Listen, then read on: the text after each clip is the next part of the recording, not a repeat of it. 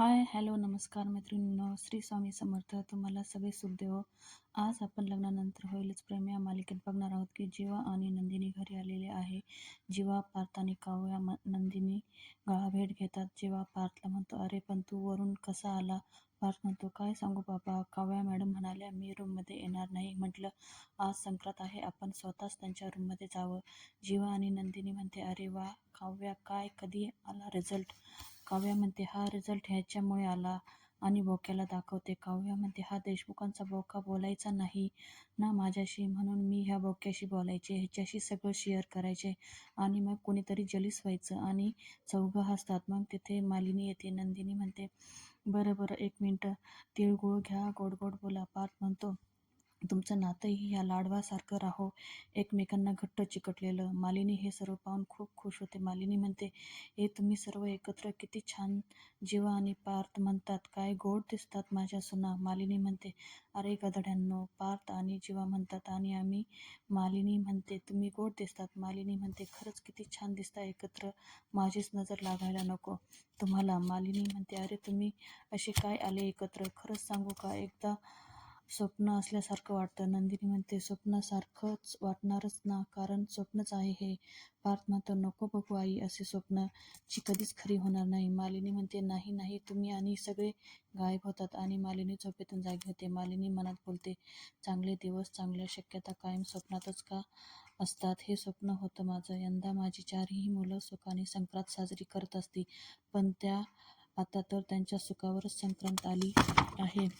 देवा, सगळ्यांमधला आपुला मिटू दे रे बाबा. तिळाची ऊब आणि गोळाचा गोडवा ह्यांच्या नात्यात येऊ दे रे.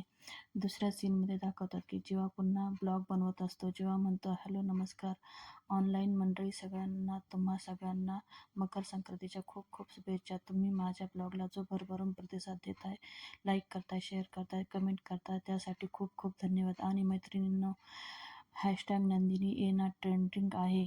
फक्त माझी नंदिनी खऱ्या आयुष्यात फॉलो बॅक करत नाही. आता कुठे आमच्या कनेक्शनला काळजाचे यूज मिळत होते आणि मी माती खाल्ली ना.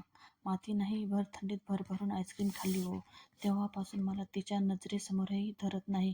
खरं तर आजचा दिवस आहे चौथा, पण दुसऱ्याच दिवशी माझी विकेट पडली आहे मित्रांनो. ती आता आपल्या अमावस्येच्या चंद्रासारखी झाली आहे, दिसतच नाही आहे. तेवढ्यात बाल्कनीत नंदिनी येते. ते जीवाला मोबाईलमध्ये दिसते. जीवा म्हणतो, दिसली आहे तुम्हाला, बघायची आहे? एक मिनिट. आणि मोबाईल गॅलरीकडे फिरवतो. नंदिनी जीवाला भाव देत नाही म्हणून जेव्हा रिक्षाचा हॉर्न वाजून गाणं म्हणतो, हा रुसवा सोड सखे, पुरे हा बहाणा सोड ना अबोला. नंदिनीला जुने आठवते की ती हे गाणं जीवाला मनवायला म्हणली होती. हे बघून नंदिनी घरात जाते. जीवा म्हणतो, माझ्या बायकोला तिच्या वडिलांचा वाण नाही पण गुण लागलाय. आणि जीवाला समोर नंदिनीचे वडील दिसतात आणि म्हणतो, पप्पांनी ऐकली की काय? इकडे पार्थला दाखवतात. पार्थ म्हणतो, आशाताई नाश्ता, आणि समोर बोक्या दिसतो. पार्थ म्हणतो, ह्याचं काय इथं? सकाळ दुपार संध्याकाळ हा बोका माझा काय पाठ सोडत नाही. आता तर माझ्या समोर येऊन बसलाय. बरेच दिवस झाले फुटबॉल नाही खेळलो, आज तुझा फुटबॉल करतो. आणि जोरात बोक्याला किक मारणार तर लगेच थांबतो आणि बोक्याकडे बघून म्हणतो, मारत नाही, काय आहे माझं आणि तुझं काही वैर नाही. एरवी तू खूप क्यूट आहे, पण तू मला रिप्लेस करू नाही शकत. आणि बोका थोडासा मागे सरकतो. पार्थ हे बघून घाबरतो आणि म्हणतो, खरा बोका आहे की काय? भास आहे माझा माझा आणि बोक्याला धरायला जातो तर बोका पुन्हा मागे जातो. बॅटरीवर आहे का काय बोका? थांब, तुला सोडतच नाही. जसा पार्थ बोक्याला धरायला जातो तसा बोका मागं जातो. बोक्याला धरायच्या नादात खुर्चीला ला जाऊन धडकतो. उठून बघतो तर काय, बोका काव्याच्या हातात असतो. काव्या म्हणते, सॉरी सॉरी, लागलं का तुम्हाला? पार्थ डोक्याला हात लावतो. काव्या म्हणते, या ना, नाश्ता करायला बसा ना. पार्थ डोकं चोळत असतो. तेवढ्यासाठी मी इथे बसले देशमुख, आणि आज खूप छान व्हरायटी आहे तुमच्यासाठी. पोहे आहे, ज्यूस आहे, कॉफी पण आहे. जे खायचं आहे ना ते खा, जे प्यायचं आहे ना ते प्या, बसा ना. पार्थ म्हणतो, का करताय तुम्ही हे सगळं? मी आशाताईंना सांगितलं होतं रूममध्ये आणून द्यायला. काव्या म्हणते, आशाताईंना कशाला एवढा त्रास? आशाताईंना सांगूनच मी इथे छान मांडून ठेवले. कसं आहे, मी आता रूममध्ये नाही येणार ना, असंच ठरलंय ना आपलं, म्हणून मी हे सगळं बाहेर मांडून ठेवले. आता तुम्ही ठरवा, तुम्हाला इथे बसून नाश्ता करायचा की हे सगळं आत घेऊन जायचंय. आत बसून नाश्ता करायचा आहे. पार्थ म्हणतो, यात तुमचा वेळ घालवण्यापेक्षा अभ्यासावर फोकस करा. इकडे नंदिनीचे वडील योगा करत असतात. तिथे जीवा येतो. हातात तिळगुळाची वाटी असते. जीवा सुरात म्हणतो, तिळगुळ घ्या, गोड गोड बोला. नंदिनीचे वडील जीवाकडे रागाने बघतात. जीवा म्हणतो, काय आज मकर संक्रांत आहे ना? मकर संक्रांतीच्या खूप खूप शुभेच्छा. नंदिनीचे वडील जीवाकडे रागाने बघतात. तर जीवा म्हणतो, धनंजय, दीनानाथ, मोहिते, आमचे तिळगुळ सांडू नका आणि जमलं तर आमच्या भांडू नका. बच्चन स्टाईल मारतो. जेव्हा नंदिनीच्या वडिलांना म्हणतो, मस्का मारत असतो आणि नंदिनीचे वडील तिथून राग निघून जातात. जेव्हा म्हणतो, असे काय हे? मला तर वाटलं आता मारतात की काय.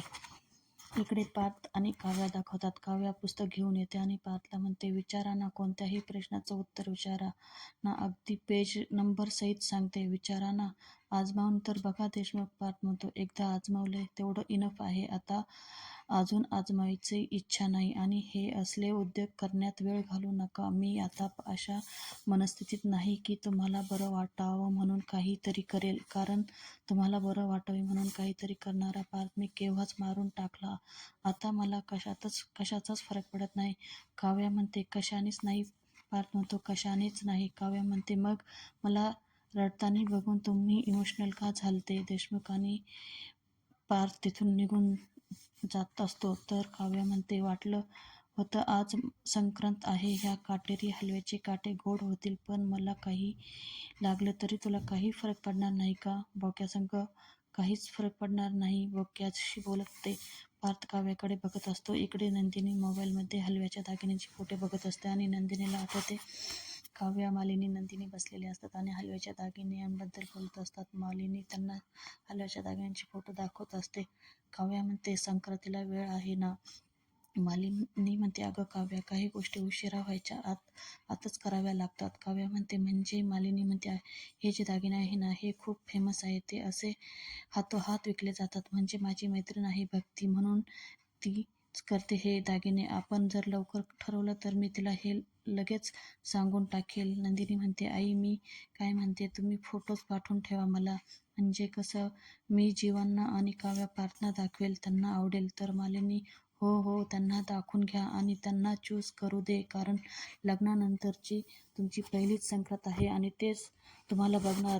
मी तुम्हा दोघींसाठी छान सुरेख काळ्या साड्या घेणार आणि माझ्या ह्या 2 घोड्यांसाठी छान काळी कुर्ते. नंदिनी म्हणते, आई तुम्हाला जशी हवी ना, अगदी तशीच संक्रांत होणार. मालिनी, नक्की होणार ना? काव्या, होय, 100% तुमच्या मनात जे आहे तसंच होणार. नंदिनी, आई आज किती मिस करत असतील मला. भर संक्रांतीला घरातील लक्ष्मी घरात नाही, ह्या आजच्या गोड दिवशी कडू आठवणी तयार होणार आहे माझ्या घरात. मी असं होऊ देणार नाही. इकडं मालिनी सगळ्यांना हॉलमध्ये बोलवते. पार्थ म्हणतो, काय गाई, काय झालं? काव्या म्हणते, काय झालं? मालिनी म्हणते, या काव्या, पार्थ. अगं आई. मालिनी, अरे बसा. पार्थ, काय झाले? मालिनी, झाले असं काही नाही. पहाटे रे एक स्वप्न पडलंय. असं म्हणतात की पहाटेचे स्वप्न खरे होतात. ते अगदी पूर्ण स्वप्न नाही तरी अर्ध स्वप्न तरी पूर्ण व्हावे असं मला वाटतं. इकडं जेव्हा गार्डनमध्ये लॅपटॉपवर काहीतरी करत असतो तिथे नंदिनीची आई येते आणि म्हणते, जावई बापू, व्हिडिओ कॉल चाललाय का? जीवा नाही म्हणतो. नंदिनीची आई, काही नाही हो, त्या करोनाच्या काळात मी एकदा ह्यांना कसली तरी चव द्यायला गेले होते. ते बिझी म्हणून मी भरवला त्यांना आणि म्हटलं पुरेसं गोड आहेत ना, तर तो समोरचा क्लायंट म्हणाला, wow, what a moment mister Mohite. Jeeva हसतो. नंदिनीची आई म्हणते, चिडून हे इतके बडबडले तेव्हापासून मी विचारल्याशिवाय येतच नाही. जीवा म्हणतो, तुम्ही ना सासूबाई तुमच्या मुलीपेक्षा जास्त क्यूट आहात. नंदिनीची आई, खरंच की काय? मग त्याला आता आमच्या ह्यांच्या पुढे थोडा भाव खायला पाहिजे. जेव्हा म्हणतो, थोडा काय, मी तर म्हणतो खूप खायला हवा. आजपासूनच भाव खायला सुरू करा. नंदिनीची आई, करते ना, म्हणजे ते मला तुमच्याबरोबर ह्या रिक्षात राहायला पाठवतील. जेव्हा हसतो. जेव्हा पाठवू शकतात. नंदिनीची आई, तुम्ही माझ्या एवढा छान कौतुक केलंय, मग मी आता तुमच्या तोंड गोड करते. जेवाला गुळाची पोळी भरते आणि म्हणते, गुळाची पोळी खा आणि गोड गोड बोला. इकडे मालिनी म्हणते, काव्या तुझ्यासाठी मी एक सुरेख साडी आणली. पार्थ तुझ्यासाठी काळा कुर्ता आणलाय. हे सगळे बघून वसू आत्यांना खूप राग येतो. पार्थ म्हणतो, कशाला? काव्या म्हणते, वा वा. मालिनी, कशाला काय पार्थ? पहिली संक्रांत आहे ना तुमची. मालिनी, उगाच तू काहीतरी कुरकुर करू नको. मालिनी आशाला बोलवते, मला तर खरं तुम्हा चौघांना या पेहरावात बघायचं होतं, पण हरकत नाही. मालिनी भक्तीकडून ऑर्डर करून हलव्याचे दागिने आणले आहे. मालिनी पार्थ आणि काव्याचे औक्षण करते आणि त्यांना कपडे देते. हे बघून वसू आत्या आणि रम्याचा तोंड बघण्यासारखे होते. तेवढ्यात मालिनीचे डोळे मागून कुणीतरी बंद करतं. उद्याच्या भागात दाखवतात की पार्थ रम्या हे पतंग उडवत असतात. तेवढ्यात रम्याचे पतंग कट होतो. पार्थ म्हणतो, रम्याचं पतंग कोणी कापलं? पाठीमागून काव्या म्हणते, मी. काव्या म्हणते, माझ्याकडे नाही, पतंगाकडे बघा देशमुख.